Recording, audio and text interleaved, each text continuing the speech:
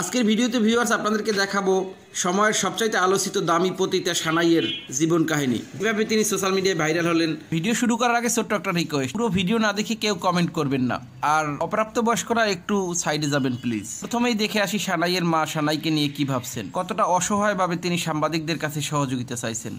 আত্মীয় স্বজন কারো কাছে আমাদের মুখ নাই যে এরকম করতেছে, কেমন লাগতেছে আমরা জানি। এখন এগুলি কি বন্ধ করার কি কোনো পথ নাই? ইউটিউবে কি এগুলি কোনো প্রতিকার করতে পারে না?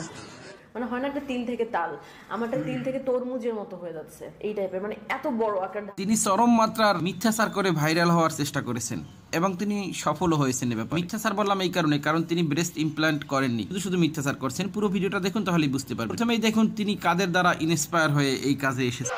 এই তোমাদের তিনজনের একসাথে আমি লাগাবো।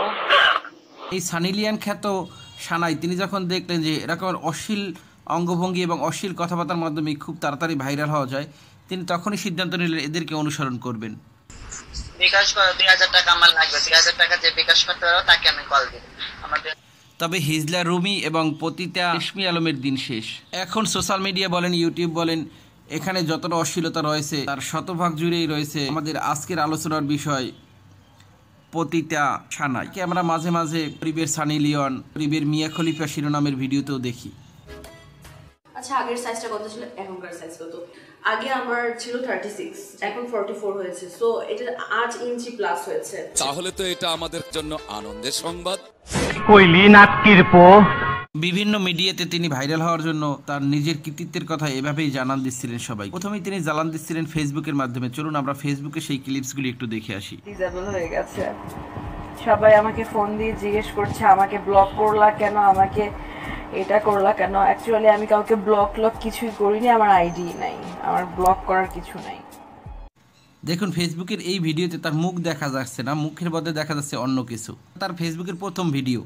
আর সবচেয়ে বড় ব্যাপার যেটা ছোট করে একটু বলবো, যে ফেসবুক বা যেখানে ইউটিউবে যে ভাইবটা উঠেছে আমার ব্রেস্ট ইমপ্ল্যান্ট বা এরকম কিছু নিয়ে, আমি বিশ্বাস করি যে ব্রেস্ট আমার শরীরের অন্যান্য অঙ্গগুলোর মতোই আমার কাছে খুব স্বাভাবিক একটা। তারপর এরকম বলতে থাকেন মিডিয়াতে, আর অশ্লীল সব কথাবার্তা নিয়ে সাক্ষাৎকার দিতে থাকেন ইউটিউব চ্যানেলগুলিতে। আপনি নিচতলা ভাড়া দিয়ে দোতলা তুলেছেন, this is the main rule, এটাই তো নিয়ম। এটাই করেছেন? হ্যাঁ, আমি নিচতলা ভাড়া দিয়েই তো দোতলা বানাবো, দিস ইজ দ্য রুল।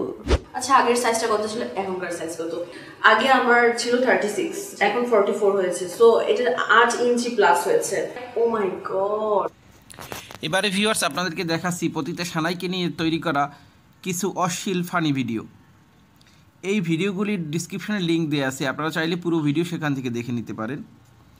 আর এই ভিডিওগুলি দেখার পরে আপনার মনে হবে যে সুস্থ কোনো মানুষ আসলে ইউটিউব কিংবা ফেসবুক ব্যবহার করতে পারবে কিনা এদের অত্যাচারে।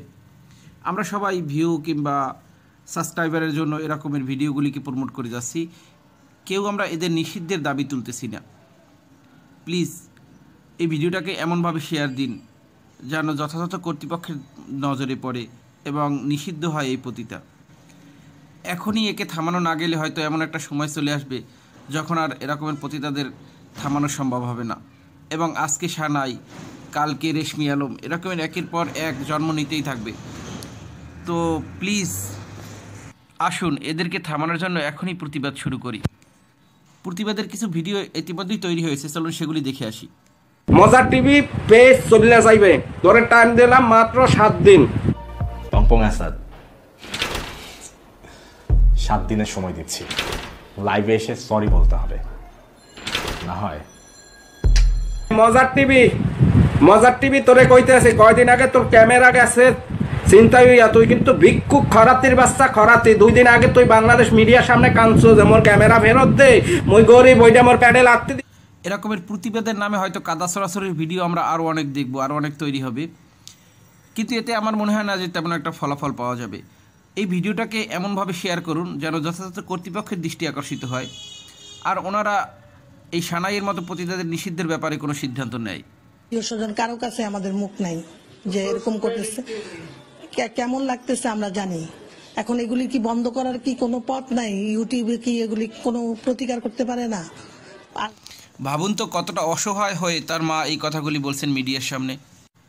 আসুন সবাই মিলে এরকমের পতিতাদের নিষিদ্ধের দাবিতে আমরা যার যার অবস্থান থেকে প্রতিবাদ শুরু করি। ওটা এত বড় হয়েছে ডেফিনেটলি জানে, আমি তাদের মেয়ে কেন জানবে না, মানে কি বলবে, কি বলার আছে, no way, no be smart. আসলে আমাদের স্বাধীন দেশ এতটা স্মার্ট হয়ে গেছে যে মা বাবা কতটা অসহায় কিন্তু তাকে কিছুই বলার নাই। আশা করছি মুসলিম কান্ট্রি থেকে এরকমের পতিতা খুব শীঘ্রই নিষিদ্ধ হবে, উনি গ্রেপ্তারও হবেন। গ্রেপ্তারের খবর আমরা আমাদের চ্যানেলেই প্রচার করতে পারলে খুবই খুশি হব। সাবস্ক্রাইব করে সাথে থাকতে পারেন সেই খবর দেখার জন্য। এই ভিডিওটিকে লাইক দেওয়ার দরকার নাই, এটিকে শেয়ার করে যথাযথ কর্তৃপক্ষের দৃষ্টি আকর্ষিত করার জন্য সহযোগিতা করবেন সবাই। ধন্যবাদ সবাইকে, ভালো থাকবেন, দোয়া করবেন যেন ওর গ্রেপ্তারের খবরটা আমরাই দিতে পারি আমাদের চ্যানেলে। খোদা হাফেজ।